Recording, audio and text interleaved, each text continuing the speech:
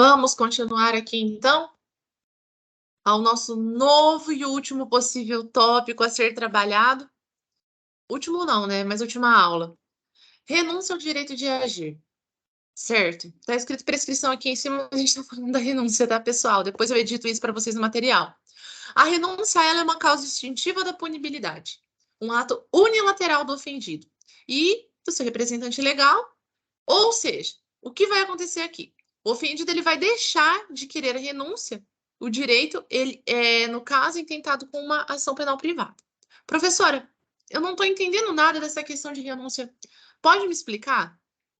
É possível a aplicação de uma renúncia ao direito de agir em situações que a ação penal ela seja pública, condicionada à representação, certo? E desde que esse crime seja de menor potencial ofensivo. A renúncia é uma causa de extinção da punibilidade unilateral do ofendido e seu representante legal, certo? O ofendido ele deixa de querer, no caso, o procedimento. Por isso, ele renuncia o direito dele de estar agindo. A matéria também está disposta na Lei 9.099, onde diz que o acordo homologado entre o agente civil e o ofendido, que também é uma composição civil de danos, resulta na renúncia do direito de queixa ou de representação. Assim, antes de ser oferecido a denúncia ou a queixa, é sempre possível que aconteça a renúncia, certo? Ela pode ser expressa ou tácita, sempre, né, ciente de que a expressa ela vai possuir um termo, uma declaração assinada pelo ofendido, pelo representante legal que tem poderes para isso, nos moldes do artigo 50 do Código Penal, e quando a renúncia for tácita, por sua vez, ela ocorre com a prática de um ato incompatível com o desejo de queixa, porque a pessoa demonstra que ela não tem mais interesse, né, em continuar com aquele processo. Por isso que nós chamamos de renúncia tácita. E o direito de queixa ele não pode ser exercido, nesse caso, se a pessoa se manifesta em não querer mais o exercício, conforme o artigo 104 do Código Penal, desculpa. Se existir concurso de agentes, a renúncia ao direito de queixa em relação a um dos autores do crime, ela se estende aos demais, ou seja, nós estamos falando de uma situação de abdicação tácita, conforme o artigo 49 do Código Penal.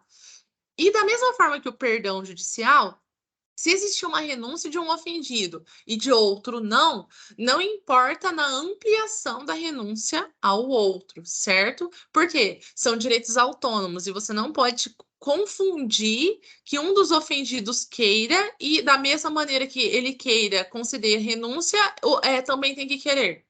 Então, eu tenho que sempre ter ciência disso, não tem aplicação instantânea, simultânea para todos do processo. Eu posso fazer a renúncia com relação a um e com relação ao outro, tranquilamente, não. Outra causa de extinção da punibilidade, perdão do ofendido. O perdão é a possibilidade de extinção prevista no artigo 107, inciso 5 do Código Penal, e ele se fundamenta na disponibilidade. Existe um princípio do Código Penal, de direito penal, digo, que fala sobre a possibilidade de você dispor da atuação e da ação, no caso, que é vinculado, corolário lógico, do princípio do perdão do ofendido, da causa de extinção de punibilidade de perdão, certo? É de ação penal privada. Nos termos do artigo 105 do Código Penal, o perdão do ofendido nos crimes em que se procede mediante queixa obsta ao prosseguimento da ação. Nós temos, então, uma causa de extinção de punibilidade quando o ofendido ou a vítima ou seu representante legal desistem de continuar com o processo. Nós podemos usar o termo desculpa. Ele resolve conceder uma desculpa ao agente agressor em razão daquele crime que foi cometido, certo? Lembre sempre que só se aplica em casos de ação penal privada e pode ser concedido nos próprios autos tranquilamente, chamando, né, no caso, de um direito concedido em cartório, é o extraprocessual. Ainda que ele seja tácito ou expresso, ele pode ser concedido. Expresso, né, reduzido a termo, tácito, demonstrado declaradamente, né, essa desculpa, e ele é um ato bilateral. produz efeitos se o querelado aceitar esse perdão. Ou seja, de nada adianta a vítima oferecer o perdão e o réu não aceitar. Então, o réu ele tem que acertar, senão ele não produz efeitos. A negativa do réu, a recusa do réu, causa essa não produção de efeitos e o processo continua em seu trâmite regular, certo? Aceita o perdão de forma expressa ou tácita, nós também temos que avaliar a questão do silêncio. Por quê? Porque se houver o silêncio, o suposto autor do fato, ele vai implicar em aceitação pelo autor, tá? É aquela famosa frase do quem cala consente. Nesse caso, se aplica. Qual é o momento para eu oferecer o perdão no processo, Laís? O momento para oferecimento é sempre depois do início da ação até o trânsito em julgado. E ele não é admissível depois do trânsito em julgado da sentença condenatória, tá? Isso está no artigo 106, parágrafo 2º do Código Penal. E caso o perdão ele seja concedido para um agente, ele se estende a todos os demais por força do artigo 106, o que não prejudica o direito dos demais ofendidos se houver mais de um. Eu, ofendida, posso conceder, mas tem a ofendida 2, a ofendida 3, elas não concederam. Então, quanto a elas, o procedimento vai continuar. Quanto a mim, ele vai ser arquivado. Certo. Próximo tópico, então, retratação do agente. A retratação do agressor, ela está no direito penal, ela é muito utilizada, é uma situação que nós vemos muito acontecer, a questão da retratação dentro do processo penal. E resulta na negativa, e ela não resulta em negativa ou em confissão dos fatos, tá? Quando eu faço uma retratação, mas apenas na minha não intenção de praticar aquela conduta, na minha intenção de se abster de que aquele procedimento continue. Então, eu vou lá e apresento a minha retratação perante o cartório, no caso, como vítima, né?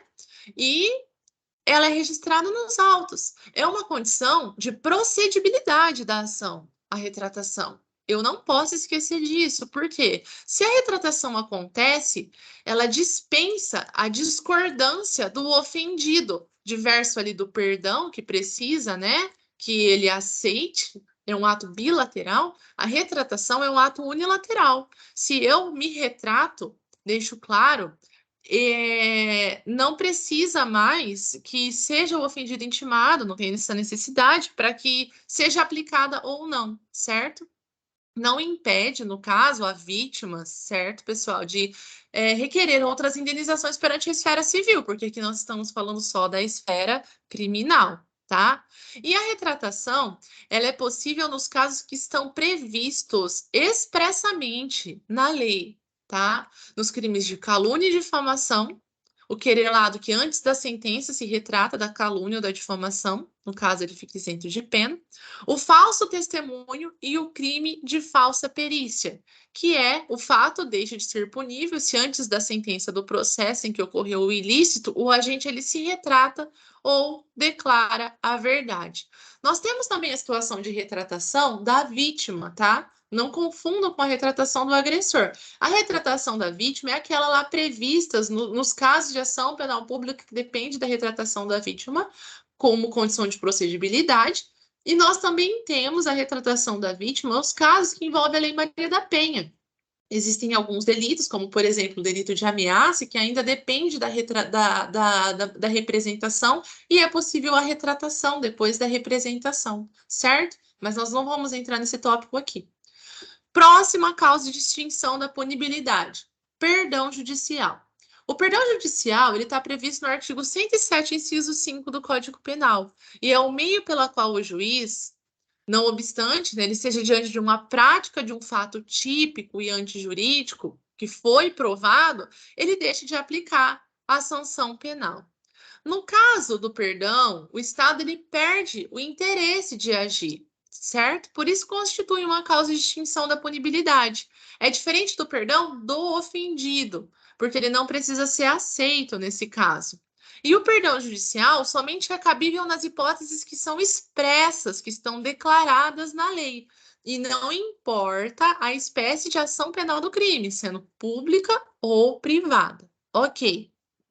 Professora, qual é a natureza da sentença que concede o perdão?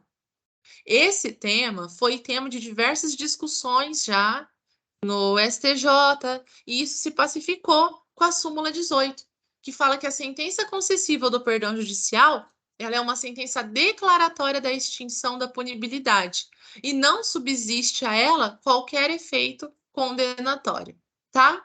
Exemplos de perdão judicial, professora: homicídio, 121, parágrafo 5º. Na hipótese do homicídio culposo, o juiz pode deixar de aplicar a pena se as consequências da infração atingirem o próprio agente de forma tão grave que a sanção penal se torne desnecessária. Uma situação bem trágica aqui que eu posso trazer para vocês. O pai vai sair com o carro da garagem e o filho pequenininho de 3 anos entra atrás do carro e o pai vem, né, atropela a criança, por exemplo. Trágico, lamentável. A dor desse pai vai ser tão grande, que aplicar a ele uma punição por um homicídio culposo vai ser inócua comparada com o tamanho do sofrimento. Então, claro, nós precisamos fazer a análise probatória, verificar todas as condições em que aconteceram aquela ação ou omissão do agente, ver se de fato é um caso de homicídio culposo e que se enquadre em uma situação de perdão judicial, certo? Mas, em uma hipótese dessa, é relevante que seja concedido um perdão judicial. Perfeito? Conseguiram entender? No caso, né, da lesão corporal também, nós temos ali no parágrafo 5º, aplica-se a lesão culposa disposta no parágrafo 5º, também é possível perdão judicial. E finalizamos aqui, então, a nossa matéria. Eu gostaria de iniciar com vocês, agora, a análise de algumas questões. Como eu já disse no início, reitero agora. É muito importante que vocês façam questões. Se alguém tiver alguma dúvida quanto ao conteúdo, alguma dificuldade de compreensão, alguma situação da apostila que esteja equivocada, por favor, encaminhe mensagem para o Realizar que eles vão fazer a correção. Ponto 1. Ponto 2. Se alguém tiver alguma dúvida quanto às questões que eu vou estar trabalhando aqui com vocês também pode encaminhar mensagens, serão respondidas, dúvidas, sugestões, o que existirem, críticas construtivas, enfim. E agora nós vamos para a situação das questões, pessoal, que são importantes para que vocês fixem o conteúdo. Eu trouxe, sim, poucas questões. Por quê? Para trabalhar em aula, para vocês verem como acontece, como funciona, algumas situações jurisprudenciais também estão dispostas na apostila para vocês. Mas eu entendo que as questões são importantes porque vocês conseguem ver como a matéria é cobrada. E na medida que vocês vão fazendo, vocês vão entendendo melhor como você faz o cálculo. Prescrição é algo que você só aprende, por exemplo, fazendo o cálculo. Analisa a questão, anota ali os dados do processo, faz seu esqueletinho no canto da questão e desenvolve essa questão. Caso contrário, se você não trabalhar dessa forma, você vai ficar com conteúdo muito abstrato.